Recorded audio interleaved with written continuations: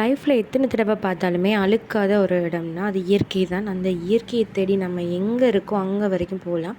So அந்த மாதிரி ஒரு இயற்கையான இடத்துக்கு தான் அது எங்கே இருந்தாலுமே நான் தேடி போயிடுவேன். ஸோ எனக்கு எப்போவுமே பெர்மனெண்ட்டாக இருக்கிறது உம்மாட வீடு தான். ஸோ அந்த ஏரியாவுக்கு போனாலே ஒரு பாசிட்டிவான வைப், ஒரு பீஸ்னஸ், ஒரு ஒரு ஒரு ரிலாக்ஸ்டான ஒரு மூமெண்ட்டாக இருக்கும்.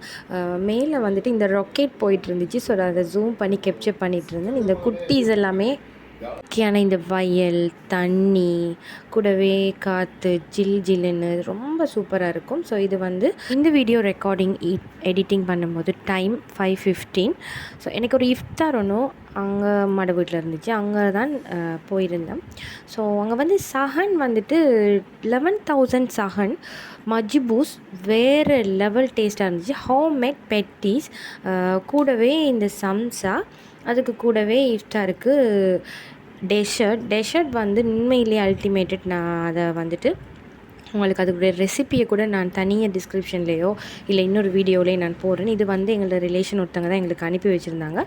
அவங்க ரொம்ப சூப்பராக செஞ்சுருந்தாங்க. அந்த சாக்லேட் கேக்குக்கு கூட சேர்ந்த மாதிரி ஒரு டெசர்ட். இந்த மஜ்பூஸ் ரொம்ப டேஸ்ட்டாக இருந்துச்சு. அந்த சிக்கனில் எல்லா மசாலாவுமே நல்லா ஊறி, புளியெல்லாம் ஊறி, அந்த கறி கிரேவியே பார்க்குறதுக்கு ரொம்ப டேஸ்ட்டாக இருந்துச்சு. மஜ்பூஸ் எல்லாமே நம்ம எந்த அளவுக்கு விலை கூடுதலாக கொடுக்கமோ அந்த அளவுக்கு நம்மளுக்கு டேஸ்டான ஒரு ஃபுட் கிடைக்கும். ஸோ இது ஒரு இஃப்தார் பேக்கேஜ் தான். இதை எடுத்திருந்தாங்க ஃபுட் பார்க்கில்.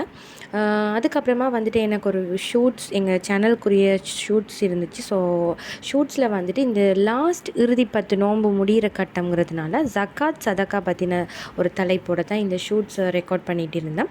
ஸோ இதுக்கு அகில இலங்கை ஜமியத்துல் உலமாட கல்முனை பிரான்ச்சுடைய தலைவர் வந்திருந்தார், முர்ஷித் முஃப்தி.